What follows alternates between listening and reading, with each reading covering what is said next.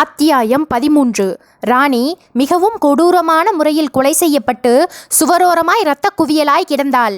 ஆண்டனி அழுகையை கட்டுப்படுத்தி கொள்ள கைக்குட்டையின் உதவியை நாடியிருக்க, விவேக் இறுகிய முகத்தோடு பக்கத்தில் நின்றிருந்த ராணியின் அப்பா கீர்த்திவாசனிடம் பேசிக் கொண்டிருந்தான். போலீஸும் ஃபாரன்சிக் பீப்புளும் இயங்கிக் கொண்டிருந்தார்கள். சம்பவம் நடந்தப்ப நீங்க வீட்ல இல்லையா?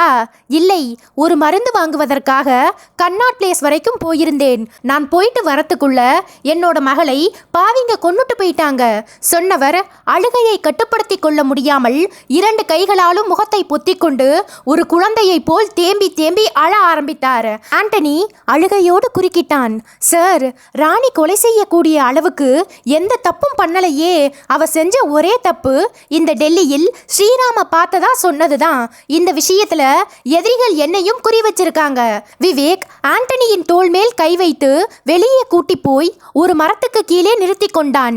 ஆண்டனி, ராணி உன்கிட்ட சொன்ன எல்லா விஷயமும் உனக்கு ஞாபகம் இருக்கா? இருக்கு சார். நேத்து காலையில 10 மணிக்கு அக்பர் ரோட்டில் இருக்கிற ஒரு டிபார்ட்மெண்டல் ஸ்டோர் வாசல்ல ஸ்ரீராமை ராணி பார்த்திருக்கா இல்லையா? அந்த டிபார்ட்மெண்டல் ஸ்டோர் பேர் என்ன? Choose and take departmental store. Sriram கூட ராணி பேசலை. காரணம், ஸ்ரீராம் வேற ஒரு நபர் கூட மும்மரமா பேசிக்கிட்டு கார்ல ஏறி போயிட்டாராம். கார் ஒயிட் காண்டஸோன்னு ராணி சொன்னதா நீங்க சொன்னீங்க. ஆமா சார். ராணி காரோட நம்பரை நோட் பண்ணி இருந்தா இந்நேரம் காரை மடக்கி இருக்கலாம். காண்டஸோ ஒயிட் என்கிற ஒரு தடயத்தை மாத்திரம் வச்சுக்கிட்டு காரை எப்படி கண்டுபிடிக்கிறது? டெல்லியிலும் அதை சுத்தி இருக்கிற ஊர்களிலும் ஏகப்பட்ட ஒயிட் காண்டஸோக்கள். இதுல எதன்னு போய் கண்டுபிடிக்கிறது? எனக்கும் அதே பிரமிப்பு தான் சார். விவேக் சில வினாடிகளை யோசனையில் கரைத்துவிட்டு ஆண்டனியை ஏறிட்டான். அந்த டிபார்ட்மெண்டல் ஸ்டோருக்கு நீ போயிருக்கியா ஆண்டனி? நிறைய தடவை போயிருக்கேன் சார். டெல்லியிலேயே மிகப்பெரிய டிபார்ட்மெண்டல் ஸ்டோர் அது. அந்த டிபார்ட்மெண்டல் ஸ்டோர்ஸ் ஓனர் யாரு தெரியல சார். நாளைக்கு காலையில முதல் காரியமா அந்த டிபார்ட்மெண்டல் ஸ்டோர்ஸுக்கு போறோம். விவேக் சொல்லிக் கொண்டிருக்கும் போதே அவன் ஷர்ட் பாக்கெட்டில் நீட்டிக் கொண்டிருந்த செல்போன் ஒரு ஹாட்லைன் மியூசிக் கொடுத்தது. எடுத்து காதுக்கு கொடுத்தான். S mister Vivek, holding. Commissioner ஆபீஸில் இருந்து பேசுகிறோம். சொல்லுங்கள். கமிஷனர் உங்களை உடனடியாய் பார்த்து பேச விரும்புகிறார். இடம் கமிஷனர் அலுவலகம். இதோ புறப்பட்டு விட்டேன். விவேக் செல்போனை அணைத்துவிட்டு ஆண்டனியை ஏறிட்டான். ஆண்டனி, நாளைக்கு காலையில் நாம மீட் பண்ணலாம். இப்போ நான் கொஞ்சம் கமிஷனர் ஆஃபீஸுக்கு போக வேண்டியிருக்கு. ஆண்டனி தலையசைக்க விவேக் அவன் தோளை தொட்டு சொன்னான். நீ கொஞ்சம் பாதுகாப்பா இருக்கணும். வீட்டுக்கு செக்யூரிட்டி காப்ஸ் போட்டிருக்கு இல்லையா? போட்டிருக்கு சார். சரி வா, உன்னோட வீட்டில் கொண்டு போய் டிராப் பண்ணிட்டு நான் அப்படியே கமிஷனர் ஆஃபீஸுக்கு போறேன். விவேக் ஸ்பாட்டில் இருந்த இன்ஸ்பெக்டரை கூப்பிட்டு இன்ஸ்ட்ரக்ஷன்ஸ் கொடுத்துவிட்டு ஆண்டனியோடு கிளம்பி வாசலில் நின்றிருந்த காருக்கு வந்தான். அத்தியாயம் 14.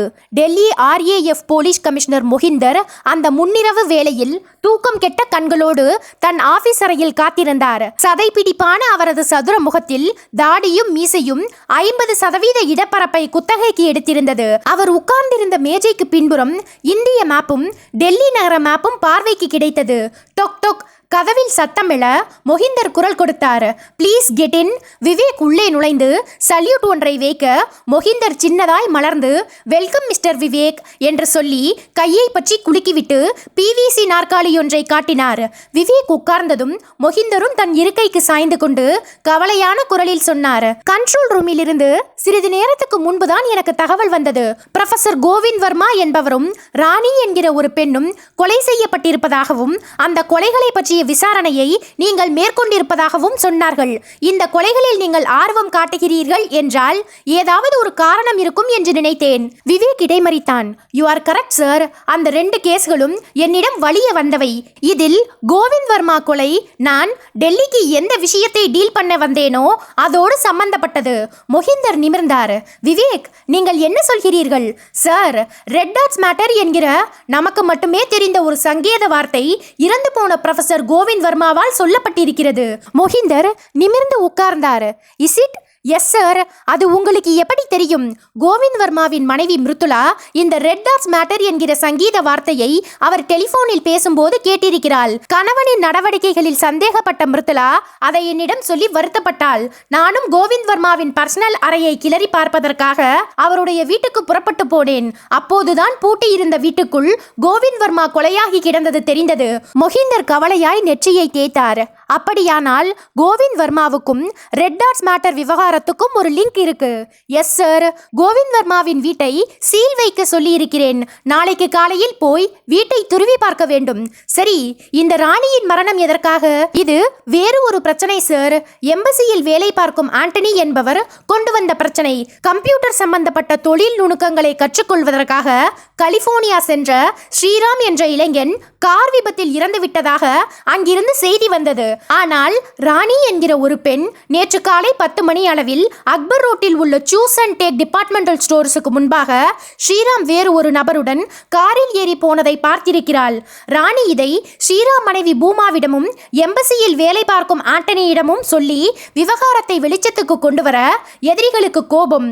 சோ ராணியை முடிச்சிட்டாங்க. ஆண்டனிக்கும் போன் பண்ணி மிரட்டி இருக்காங்க. மொஹிந்தர் சில வினாடிகள் யோசனையாய் இருந்துவிட்டு கேட்டார், கோவிந்த் வர்மாவின் கொலைக்கும் ராணியின் கொலைக்கும் ஒரே எதிரிதான் காரணமா? தெரியல சார். 2 கொலைக்கும் உள்ள ஒரே ஒற்றுமை, ரெண்டும் ஒரே நாள்ல நடந்திருக்கிறது தான். விசாரணையை இன்னும் கொஞ்சம் ஸ்க்ரூட்டனைஸ் பண்ணி பார்த்தாதான் 2க்கும் உள்ள தொடர்பு தெரிய வரும்.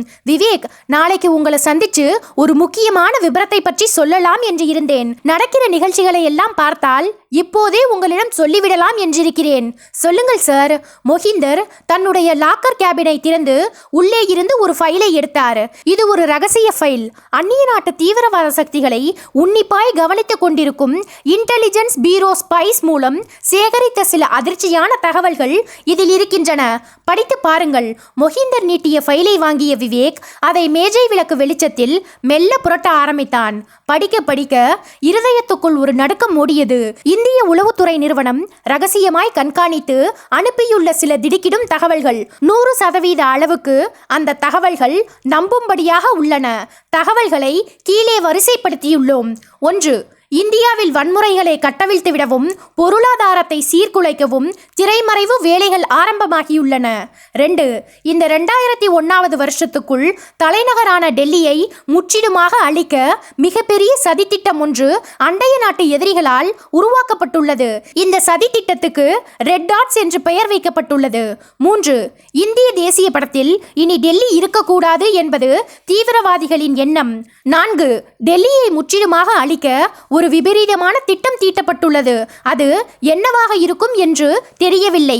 தீவிரவாதிகளில் யாராவது பிடிபட்டால்தான் அந்த திட்டம் என்ன என்பது தெரியும். காரணம், பேச்சுவார்த்தைகள் எல்லாமே சங்கேத மொழியில் நடைபெற்று வருகிறது. 5. கடைசியாக கிடைத்த தகவல் படி டெல்லியை முற்றிலுமாக அழிக்கும் எண்ணத்தோடு 100க்கும் மேற்பட்ட தீவிரவாதிகள் உல்லாச பயணிகள் போல் இந்தியாவுக்குள் ஊடுருவிவிட்டனர். அவர்களை கண்டுபிடித்து களையெடுக்க வேண்டியது காவல்துறையின் கடமை. விவேக் ஃபைலில் உள்ள வாசகங்களை படித்துவிட்டு வியர்வை பூத்த முகத்தோடு நிமிர்ந்தான். சார், இந்த இன்டெலிஜென்ஸ் பீரோ ரிப்போர்ட் உங்கள் கைக்கு வந்து எவ்வளவு நாட்கள் ஆயிற்று? 1 வார காலம். எந்த தீவிரவாதியாவது பிடிபட்டானா? இல்லை. டெல்லிக்கு வரும் உல்லாச பயணிகளை உன்னிப்பாய் கவனிக்க ஸ்பெஷல் ஸ்குவாட் போட்டிருக்கிறது.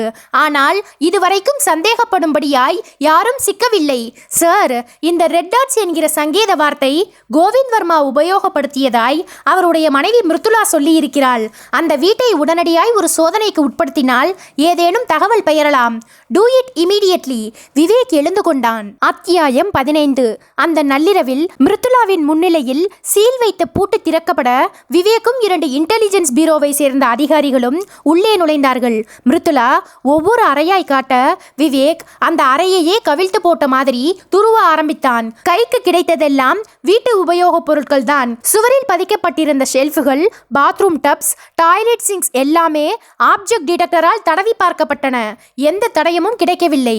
விவேக் களைத்து போன முகத்தோடு மிருதுளாவை ஏறிட்டான். ரெட் டாட்ஸ் மாதிரியான சங்கேத வார்த்தைகளை உங்க கணவர் என்னைக்கு டெலிஃபோனில் பேசினார்? 2 நாளைக்கு முன்னாடி.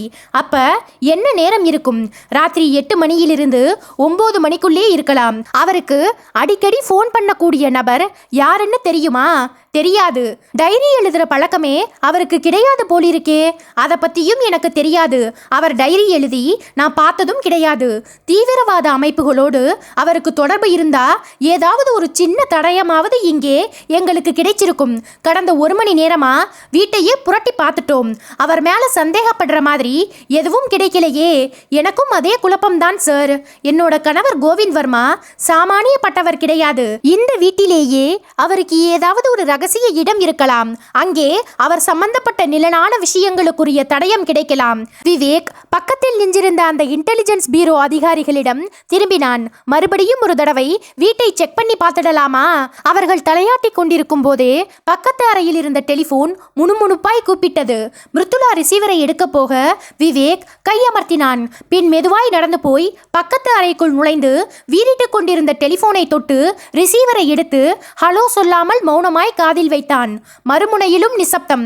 10 வினாடிகளுக்கு பிறகு ஒரு குரல் கிசுகிசுப்பாய் கேட்டது. ஆண் குரல். மிருத்துளா? விவேக் கேட்டான். யார் நீங்க? டொக். ரிசீவர் வைக்கப்பட்டு விட்டது. அத்தியாயம் 16. மறுநாள் காலை 10 மணி. ஹோட்டலை விட்டு கிளம்பி கொண்டிருந்தான் விவேக். ரூபி, நானும் ஆண்டனியும் இப்போ சூஸ் அண்ட் டேக் டிபார்ட்மெண்டல் ஸ்டோர்ஸுக்கு போயிட்டு இருக்கோம். ராணி ஸ்ரீராமை பார்த்த இடம். ரூபலா கேட்டாள். அங்க போறதுனால ஏதாவது பிரயோஜனம் இருக்கும்னு நினைக்கிறீங்களா? ஸ்ரீராமை அந்த இடத்துல பார்த்த ராணியும் இப்போ உயிரோடு இல்லை. விவேக் புன்னகைத்தான். கலிபோர்னியாவிலிருந்து இந்தியாவுக்கு வந்த ஸ்ரீராம் அந்த டிபார்ட்மெண்டல் ஸ்டோருக்கு போயிருக்கான்னா அங்கே அவனுக்கு வேண்டிய யாரோ இருந்திருக்காங்கன்னு அர்த்தம். அது யாருன்னு கண்டுபிடிச்சிட்டா கேஸுக்கு ஒரு டியூப்லைட் வெளிச்சம் கிடைச்சிடும். அது யாருன்னு கண்டுபிடிக்க முடியுமா? பார்க்கலாம். ஒரு சின்ன க்ளூ கிடைச்சாலும் ஆளை ட்ரேஸ் பண்ணிடலாம். சரி, நேற்றைய கேள்விக்கு பதில் கண்டுபிடிச்சிங்களா? எந்த கேள்வி? நேற்று ராத்திரி மிருத்துளா வீட்டில் நீங்க செக் பண்ணிக்கிட்டு இருக்கும் போது அவளுக்கு ஒரு ஃபோன் வந்ததே. அந்த ஃபோனை பண்ணினது யாரு? தெரியல. இனிமே தான் கண்டுபிடிக்கணும். அந்த மிருத்துளாவையே கேட்டிருக்கலாமே. கேட்கக்கூடாது. சில விஷயங்கள் மறைவா இருந்தாதான் உண்மைகள் வெளியே எட்டி பார்க்கும். அதான் நேற்று ராத்திரி மிருத்துளா ஃபோன் யார்கிட்ட இருந்து வந்ததுன்னு கேட்டப்ப கூட அது ராங் நம்பர்னு சொல்லிட்டேன். விவேக் கண்ணாடி முன் நின்று டையை இறுக்கி கொண்டு புறப்பட்டான். ரூபி, ரூமை உள்பக்கமா நல்லா லாக் பண்ணிக்கோ. டிவியில டிஸ்கவரி சேனல் பார்த்துட்டு நான் போயிட்டு 1 மணி நேரத்துக்குள்ள திரும்பி வந்துடுறேன். ரூபலா தலையாட்ட விவேக் வராந்தாவில் வேக நடை போட்டு லிப்டில் கீழே இறங்கி வரவேற்பறைக்கு வந்தபோது அந்த வழுக்கை தலை மனிதர் எதிர்பட்டார். கையில் ஒரு file. Good morning sir. Vivek பதிலுக்கு குட் மார்னிங் சொல்லிவிட்டு குழப்பமாய் குரலை இழுத்தான். நீங்கள்? சார், நான் ரீஜனல் டிரான்ஸ்போர்ட் ஆஃபீஸில் இருந்து வருகிறேன். என் பெயர் பட்டேல். நீங்கள் நேற்று இரவு ஆர்டிஓ ஆஃபீஸிற்கு ஃபோன் செய்து ஒரு விவரம் கேட்டிருந்தீர்களாம். நீங்கள் கேட்டது சம்பந்தமான விவரங்களை திரட்டி கொண்டு வந்திருக்கிறேன். பேசிவிடலாமா சார்? வாருங்கள், காரில் போய்கொண்டே பேசலாம். விவேக் சொல்லிவிட்டு கார் பார்க்கிங்கை நோக்கி நடக்க ஆரம்பித்துவிட பட்டேலும் பின்தொடர்ந்தார். காரில் இருவரும் ஏறிக்கொண்டார்கள். கார் ஹோட்டல் காம்பவுண்டை தாண்டியதும் விவேக் கேட்டான். என்ன விவரம் கொண்டு வந்திருக்கிறீர்கள் மிஸ்டர் பட்டேல்? சார், டெல்லியில் மட்டும் எவ்வளவு ஒயிட் கலர் காண்டசோக்கள் இருக்கின்றன? அந்த கார்கள் யார் யாருக்கு சொந்தமானது என்ற விவரத்தை நீங்கள் கேட்டிருந்தீர்கள். ஆமாம், உங்களுடைய அந்த 2 கேள்விகளுக்கான பதில்கள் இந்த ஃபைலில் இருக்கிறது சார். விவரங்களை படியுங்கள், பார்க்கலாம். பட்டேல் படிக்க ஆரம்பித்தார். சார், டெல்லியில் மட்டும் 599 வெள்ளை நிற காண்டசோக்கள் இருக்கின்றன. இதில் கிட்டத்தட்ட 200 கார்கள் அரசு அதிகாரிகளால் பயன்படுத்தப்படுபவை. மீதியுள்ள கார்கள் தனி நபர்களுக்கும் தனியார் நிறுவனங்களுக்கும் உரிமையுள்ளவை. இதில் தொழிலதிபர்கள், சினிமா நடிகர்கள், கலைஞர்களும் உள்ளனர். ஒவ்வொருவரின் முழு முகவரியும் உள்ளதா? உள்ளது சார். பிரைவேட் பார்ட்டிஸ் முகவரிகளை மட்டும் படித்துக்கொண்டே வாருங்கள். கார் போய்கொண்டிருக்க பட்டேல் ஒவ்வொரு முகவரியாய் படித்துக்கொண்டே வந்தார். கார் அரை மணி நேர பயணத்திற்கு பிறகு அக்பர் ரோட்டில் இருந்த சூஸ் அண்ட் டேக் டிபார்ட்மெண்டல் ஸ்டோர்ஸுக்கு முன்பாயிருந்த கார் பார்க்கிங்கிற்குள் நுழைந்து நின்றது. வாசல் முகப்பிலேயே காத்திருந்த ஆண்டனி வேக வேகமாய் வந்து பக்கத்தில் நின்றான். Good morning sir. விவேக் பட்டேலை காரிலேயே இருக்க சொல்லிவிட்டு ஆண்டனியுடன் நடந்து டிபார்ட்மெண்டல் ஸ்டோர்ஸுக்கு போகும் மார்பிள் படிகளில் ஏறினான். ஆண்டனி, சார், இந்த டிபார்ட்மெண்டல் ஸ்டோர்ஸின் லொகேஷன் சார்ட் எந்த இடத்துல இருக்கு? Come this side sir. Antony கூட்டி போய் பிளாஸ்டிக் எழுத்துக்கள் பதிக்க பெற்ற லொகேஷன் சார்ட்டுக்கு முன்பாய் நிறுத்தினான். விவேக் அந்த ராட்சத சைஸ் சார்ட்டின் மேல் பார்வையை போட்டான். மொத்தம் 14 மாடிகள். முதல் மாடி ஃபேன்சி ஐட்டம்ஸ், 2, 3, 4 மாடிகள் க்ரோசரி ஷாப்ஸ், 5, 6, 7 மாடிகள் டெக்ஸ்டைல் ஷாப்ஸ், 8, 9, 10 மாடிகள் ஜுவல்லரி மார்ட்ஸ், 11, 12 மாடிகள் பிரைவேட் கன்சர்ன்ஸ், 13வது மாடி ரெஸ்டாரண்ட், 14வது மாடி வீடியோ கேம்ஸ். விவேக் ஆண்டனியிடம் திரும்பி கேட்டான். லிஃப்ட் எங்கே இருக்கு? ஆண்டனி கூட்டிக் கொண்டு போனான். லிஃப்ட் காத்திருந்தது. உள்ளே நுழைந்தார்கள். விவேக் 11வது மாடிக்குரிய பட்டனை தட்டினான். லிஃப்ட் மேலே உயர்ந்து அடுத்த 20 வினாடிகளில் 11வது மாடியை தொட்டுக்கொண்டு நின்றது. வெளிப்பட்டார்கள். மார்பிள் வராந்தாவில் நடந்தார்கள். 11வது மாடியில் மொத்தம் 4 தனியார் கம்பெனிகள், ஒரு agency company, washing machine showroom, ஒரு விளம்பர கம்பெனி, ஒரு டெக்ஸ்டைல் மில்லின் நிர்வாக அலுவலகம். விவேக் லிஃப்டை பயன்படுத்தாமல் மாடிப்படிகள் வழியாக ஏறி 12வது மாடிக்கு வந்தான். 12வது மாடியில் 2 கம்பெனிகள். நைலான் பெல்ட்டுகளை விற்பனை செய்யும் ஒரு கம்பெனி ராஜேஷ் ட்ரேடர்ஸ் என்ற போர்டை தாங்கி இருந்தது. இன்னொரு company new era computers. Vivek அந்த கம்ப்யூட்டர் கம்பெனிக்குள் நுழைந்தான். அரைவட்ட கண்ணாடி கவுண்டருக்குள் சிக்கியிருந்த ரிசப்ஷனிஸ்ட் ஒருத்தி மினி ஸ்கர்ட்டில் எழுந்து நின்று எஸ் என்றாள். விவேக் கேட்டான், இங்கே ப்ரொப்ரைட்டர் யாரு? ப்ரொப்ரைட்டர் இங்கே இல்லை, mister Dinakar is the incharge. பார்க்க வேண்டும். நீங்கள் போலீஸ் டிபார்ட்மெண்ட். உட்காருங்கள், கேட்டு சொல்கிறேன். விவேக்கும் ஆண்டனியும் ரிசப்ஷன் ஹாலில் சுவரோரமாய் இருந்த சோபாவுக்கு போய் சாய்ந்தார்கள். ஆண்டனி கிசுகிசுப்பான குரலில் கேட்டான், சார், இந்த டிபார்ட்மெண்டல் காம்ப்ளெக்ஸுக்குள்ள குறிப்பாய் இந்த கம்ப்யூட்டர் கம்பெனிக்கு வந்திருக்கீங்களே, ஏதாவது க்ளூ கிடைச்சதா? ஒரு சின்ன க்ளூ. என்ன ஸ்ரீராம் ஒரு கம்ப்யூட்டர் என்ஜினியர்னு நீங்க சொன்னீங்க. ஆமா சார், ஒரு கம்ப்யூட்டர் என்ஜினியர் கலிஃபோர்னியாவில் இருந்து சோப்பு பவுடர் வாங்கவோ மளிகை சாமான் வாங்கவோ இந்த டிபார்ட்மெண்டல் ஸ்டோர்ஸ் காம்ப்ளெக்ஸுக்குள்ள வந்திருக்க மாட்டார். அவர் தொழில் சம்பந்தப்பட்ட ஏதாவது ஒரு கன்ஷனுக்கு வந்துட்டு போயிருக்கலாம்னு யூகம் பண்ணினேன். இந்த காம்ப்ளெக்ஸின் 11, 12வது மாடிகள் பிரைவேட் கன்சர்ன்னு போட்டிருந்தது. 11வது மாடியில் ஸ்ரீராம் சம்பந்தப்பட்ட கன்சர்ன் எதுவும் இல்லை. இந்த 12வது மாடியில் இருக்கிற கம்ப்யூட்டர் கம்பெனி தான் கொஞ்சம் பொருந்தது. ட்ரை பண்ணி பார்க்கலாமே. விவேக் பேசி முடித்த வினாடி அந்த பெண் பக்கத்தில் வந்து நின்றாள். Sir, mister Dinakaran is waiting for you. Vivek, Antony இருவரும் எழுந்து போனார்கள். அலுமினிய ஃப்ரேமிட்ட கண்ணாடி கதவை திறந்து கொண்டு உள்ளே போக எக்ஸிகியூட்டிவ் நாற்காலியில் ஃபுல் சூட்டில் புதைந்து போய் உட்கார்ந்திருந்த அந்த இளைஞன் எழுந்து கை நீட்டினான். வெல்கம். விவேக் அவனுடைய கையை பற்றி குலுக்கிவிட்டு எதிர் நாற்காலியில் உட்கார்ந்தான். I am Vivek, crime branch. Dinakar ஆங்கிலத்தில் கேட்டான், என்ன விஷயமாய் என்னை பார்க்க வந்திருக்கிறீர்கள் என்று நான் தெரிந்து கொள்ளலாமா? ஷியோர் மிஸ்டர் தினகர் என்று பேச்சை ஆரம்பித்த விவேக் கேட்டான், உங்களுக்கு ஸ்ரீராம் தெரியுமா? எந்த ஸ்ரீராம்? Computer engineer. அப்படி யாரையும் தெரியாது. நேற்று காலை 10 மணிக்கு மிஸ்டர் ஸ்ரீராம் இங்கே வந்ததாக எங்களுக்கு தகவல். சாரி, நீங்கள் சொல்கிற மாதிரி யாரும் வரவில்லை. இது கம்ப்யூட்டர் ஷோரூம் தானே? ஆமாம். மேனுஃபேக்சரிங் யூனிட் எங்கே? அவுட்டர் டெல்லியில். எங்கே? தில்குஷ் நகர் தொழில்பேட்டை. ப்ரொப்ரைட்டர் யாரு? மிஸ்டர் கியான். இப்ப ஃபேக்டரிக்கு போனால் இருப்பாரா? No idea. ஃபோன் செய்து அவர் இருக்கிறாரா இல்லையா என்பதை தெரிந்து கொண்டு யூனிட்டுக்கு போனால் சரியாக இருக்கும். வேண்டாம், நாங்கள் நேரடியாய் யூனிட்டுக்கே போய் பார்த்து கொள்கிறோம். விவேக் எழுந்தான். தினகரனோடு கை குலுக்கிவிட்டு வெளியே வந்தான். ஆண்டனி தொடர்ந்தான். லிஃப்டில் இறங்கும்போது விவேக் சொன்னான், ஆண்டனி, சரியான இடத்தை தொட்டு விட்டோம். இந்த நியூ எரா கம்ப்யூட்டர் கம்பெனிக்கு தான் ஸ்ரீராம் வந்துவிட்டு போயிருக்கிறார். தினகர் இல்லை என்று சொன்னானே சார், அது பொய். எப்படி சார்? விவேக் காரணத்தை சொல்ல ஆண்டனி திகைத்தான். Sir, you may be correct. அது 10% கரெக்டா இல்லையான்னு நியூ எரா ஃபேக்டரி யூனிட்டுக்கு போனாதான் தெரியும். லிஃப்ட் கீழே கொண்டு வந்து சேர்க்க பார்க்கிங்கில் இருந்த காருக்கு வந்தார்கள்.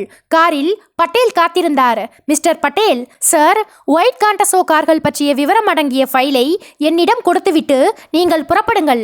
ஃபைலை பிறகு உங்கள் அலுவலகத்திற்கு அனுப்பிவிடுகிறேன். Yes sir. பட்டேல் தன் கையில் இருந்த ஃபைலை கொடுத்துவிட்டு ஒரு சல்யூட்டோடு வெளியேற விவேக் காரை கிளப்பினான். அத்தியாயம் 17. குதுப்பினார் போகும் ரோட்டில் டெல்லியின் அவுட்டரில் 1000 ஏக்கர் பரப்பில் தில்குஷ் நகர் தொழில்பேட்டை பெரிய பெரிய கட்டிடங்களோடு தெரிய தொழில்பேட்டையின் கோடியில் நியூ எரா கம்ப்யூட்டர்ஸ் யூனிட் அசோக மரங்களுக்கு மத்தியில் தெரிந்தது. கார் காம்பவுண்ட் கேட்டில் தடுக்கப்பட்டு பின் விவேக் தன் உத்தியோக அட்டையை காட்டியதும் கார் உள்ளே போக அனுமதிக்கப்பட்டது. காரை போர்டிகோவில் நிறுத்திவிட்டு கீழே இறங்க உயரமான ஆண் எதிர்கொண்டான். நான் மிஸ்டர் கியானின் PA. அவரை நீங்கள் பார்க்க விரும்புவதாக தினகர் ஃபோன் பண்ணியிருந்தார். மிஸ்டர் கியானும் உங்களை எதிர்பார்த்து காத்திருக்கிறார். PA விவேக்கையும் ஆண்டனியையும் கூட்டிக் கொண்டு உள்ளே போனான். சென்ட்ரலைஸ்டு AC கட்டிடத்தின் எல்லா பக்கங்களையும் ஊட்டியின் குளிர்ச்சிக்கு கொண்டு வந்திருந்தது. வராந்தாவின் 2 பக்கங்களிலும் கண்ணாடி சுவர்கள் தெரிய அதற்கப்பால் கம்ப்யூட்டர்களுக்கு முன்பாய் உட்கார்ந்திருந்த சிலர் பார்வைக்கு கிடைத்தார்கள். அதில் பாதி பேர் பெண்கள். வராந்தா வழி நீண்டு கொண்டே போய் மூடியிருந்த ஒரு அறைக்கதவுக்கு முன்பாய் முட்டிக்கொண்டது. PA பவ்யமாய் கதவை திறந்து ப்ளீஸ் கெட் இன் சார் என்று சொல்ல விவேக்கும் ஆண்டனியும் உள்ளே போனார்கள். செல்போனை காதுக்கு ஒட்ட வைத்து யாருடனோ பேசிக்கொண்டிருந்த அந்த 50 வயது கியான் பேச்சை சீக்கிரமாய் முடித்துக்கொண்டு விவேக்கை பார்த்து புன்னகைத்தார். Please be seated. உட்கார்ந்தார்கள். கியான் பேச்சை ஆரம்பித்தார். ஏதோ என்கொயரிக்காக வந்திருப்பதாக சொன்னார்கள். ஆமாம், என்ன என்கொயரி? கலிபோர்னியாவில் கம்ப்யூட்டர் பயிற்சிக்காக சென்ற ஸ்ரீராம் நேற்று காலை 10 மணிக்கு டெல்லிக்கு வந்திருக்கிறார். சூஸ் அண்ட் டேக் டிபார்ட்மெண்டல் ஸ்டோரில் உள்ள உங்கள் கம்ப்யூட்டர் ஷோரூமுக்கு வந்து போயிருக்கிறார். இது உண்மையான செய்தியா? கியான் புன்னகைத்தார். நீங்கள் சொல்கிற ஸ்ரீராம் யார் என்றே எங்களுக்கு தெரியாது. இது ஒரு wrong enquiry. No mister Gyan, இது ஒரு சரியான என்கொயரி தான். சிறிது நேரத்திற்கு முன்பு உங்கள் ஷோரூம் இன்சார்ஜ் தினகரோடு பேசிக் கொண்டிருந்த போது ரிசப்ஷனிஸ்ட் பெண் எங்கள் பேச்சை வெளியே இருந்தபடி ஒட்டு கேட்டதை பார்த்தேன். மேலும் ரீஜனல் டிரான்ஸ்போர்ட் ஆஃபீஸர் கொடுத்த ஃபைலில் உங்கள் கம்பெனிக்கு சொந்தமான ஒயிட் கலர் காண்டசோ இருக்கிறது. எல்லாவற்றுக்கும் மேலாக கலிபோர்னியாவில் உள்ள ஃபியூச்சர் குளோன்ஸ் கம்ப்யூட்டர் கம்பெனியிலிருந்து உங்களுக்காக இறக்குமதி செய்யப்பட்ட கம்ப்யூட்டரின் உதிரி பாகங்கள் அடங்கிய அட்டை பெட்டிகளை உங்கள் ஷோரூமில் பார்த்தேன். ஸ்ரீராம் கம்ப்யூட்டர் பயிற்சிக்காக சென்ற கலிபோர்னியா கம்ப்யூட்டர் மையத்தின் பெயர் ஃபியூச்சர் குளோன்ஸ். ஸோ உங்கள் கம்பெனியான நியூ இயரா கம்ப்யூட்டர் பயிற்சிக்காக சென்ற ஸ்ரீராம் கலிபோர்னியாவில் உள்ள ஃபியூச்சர் குளோன்ஸ் கம்பெனி, இந்த மூன்றுக்கும் இடையே ஏதோ ஒரு பாண்ட் இருக்கிறது. ஸ்ரீராம் எதற்காக கலிபோர்னியாவிலிருந்து டெல்லி வந்தார்? அவர் ஒரு கார் விபத்தில் இறந்து விட்டதாக ஃபியூச்சர் குளோன்ஸ் கம்ப்யூட்டர் மையம் ஏன் பொய் சொல்ல வேண்டும்? கியான் கையமர்த்தினார். மிஸ்டர் விவேக், நீங்கள் எதையாவது கற்பனை செய்து கொண்டு பேசுவது சரியில்லை. எங்களுக்கு ஸ்ரீராம் என்று யாரையும் தெரியாது. நீங்கள் போகலாம். விவேக் சிரித்தான். இப்படி நீங்கள் சொன்னால் உடனடியாய் போய்விடுவதற்காக நான் இங்கே வரவில்லை மிஸ்டர் கியான். எனக்கு உண்மை வேண்டும். இல்லாவிட்டால் உங்களை கைது செய்து ஸ்டேஷனுக்கு கொண்டு போய் உண்மையை வரவழைக்க வேண்டிய நிலைமை வந்துவிடும். உண்மைகளை இங்கேயே ஒத்துக்கொள்கிறீர்களா, இல்லை ஸ்டேஷனுக்கு வந்து லாக்அப் ட்ரீட்மெண்ட்டுக்கு பிறகு ஒத்துக்கொள்கிறீர்களா? கியான் சிரித்தார். என்னை போலீஸ் ஸ்டேஷனுக்கு கூட்டி போக உங்களால் முடியாது மிஸ்டர் விவேக். சட்டத்துக்கு முன்னால் எல்லோரும் சமம். எவ்வளவு பெரிய பதவியில் யார் இருந்தாலும் சரி, தப்பு செய்தவர்கள் ஸ்டேஷன் படியை மிதித்தே ஆக வேண்டும். இந்த 2001 அப்படியெல்லாம் நடக்கும் என்று நீங்கள் எதிர்பார்ப்பது தப்பு. RAF-ஐ சேர்ந்த டெல்லி போலீஸ் கமிஷனர் மொகிந்தர் இப்போது என் பாக்கெட்டில். இந்த அழைப்பு மணியை தட்டினால் போதும், என் எதிரே வந்து நிற்பார். விவேக்கிற்குள் கோபம் சுர் என்றது. என்ன உளறுகிறாய்? உளரவில்லை. இதோ சொன்ன கியான் மேஜை மேல் இருந்த அழைப்பு மணியை தட்ட பக்கவாட்டு கதவு மெல்ல திறந்தது. RAF கமிஷனர் மொகிந்தர் வெள்ளை பைஜாமா சட்டையில் மார்புக்கு குறுக்காக கைகளை கட்டிக்கொண்டு புன்னகையோடு வெளிப்பட்டார். விவேக் திகைப்பாய் பார்த்தான். சார். மொகிந்தர் சிகரெட் ஒன்றை பற்ற வைத்துக் கொண்டார். மிஸ்டர் விவேக், இந்த 2001 டெல்லி என்கிற ஒரு பிராந்தியம் இருக்கக்கூடாது என்று ஆசைப்பட்டவர்களில் நானும் ஒருவன்.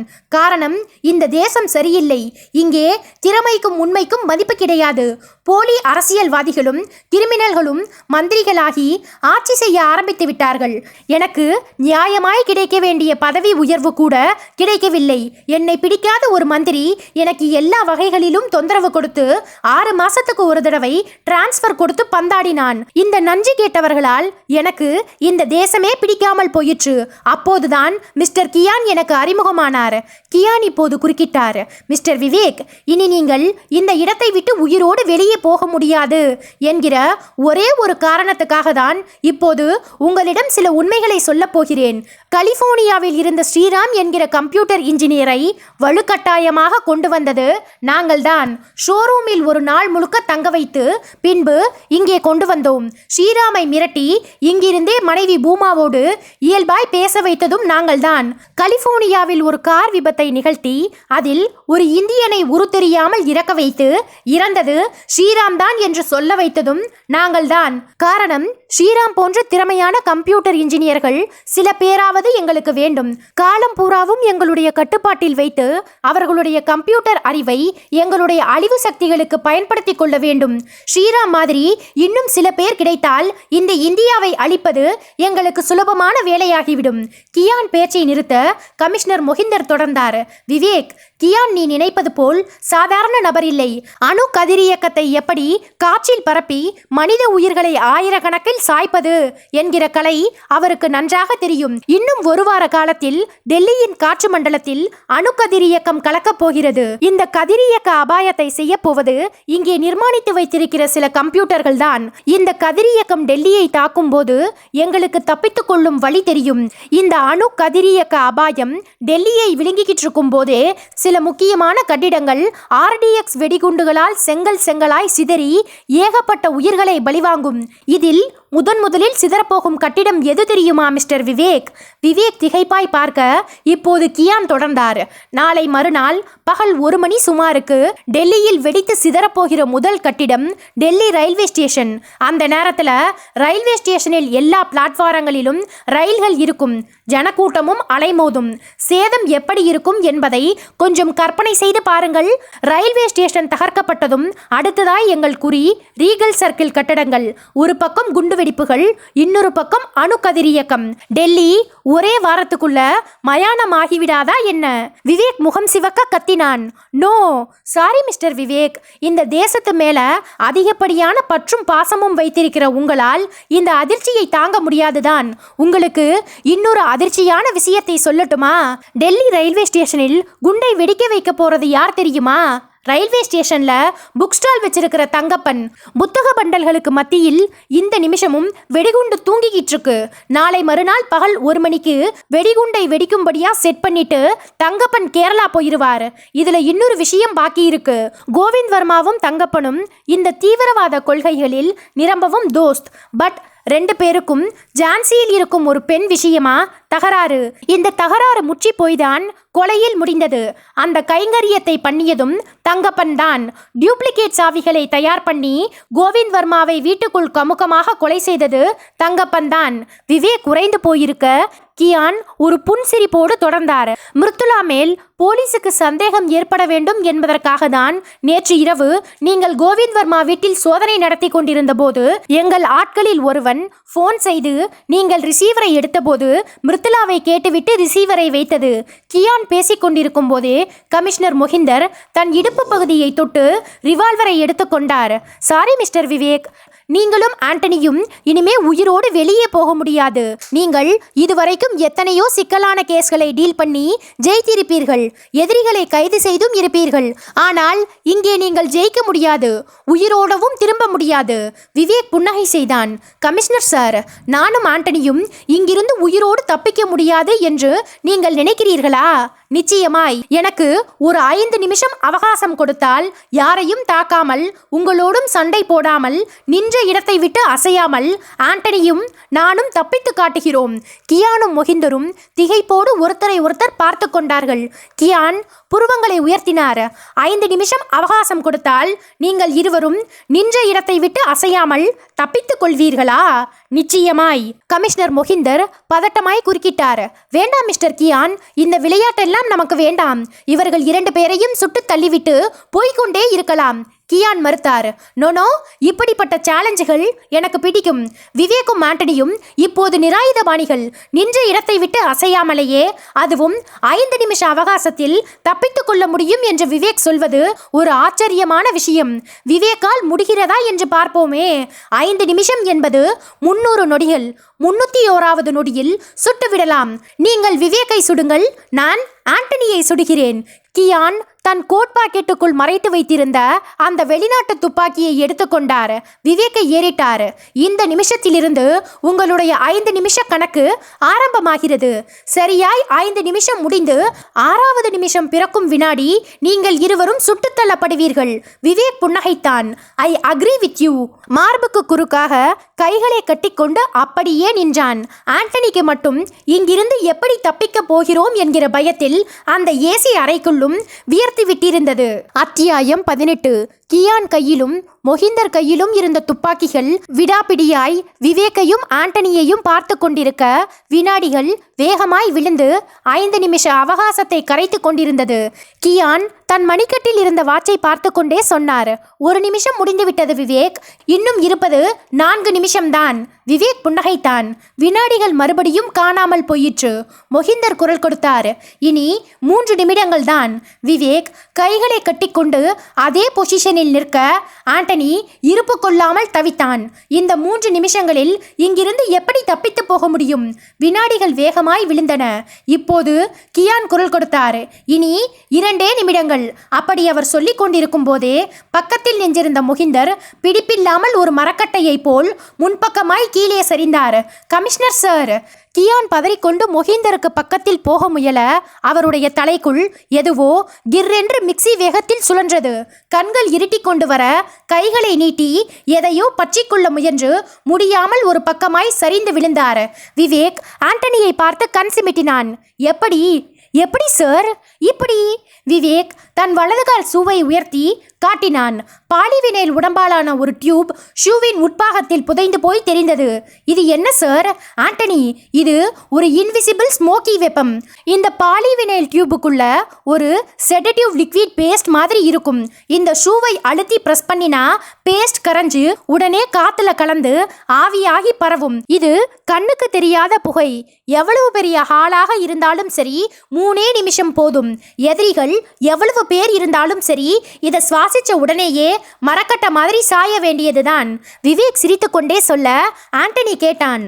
அந்த புகை நம்மளை ஒன்றும் பண்ணலையே. பண்ணாது. ஏன் சார்?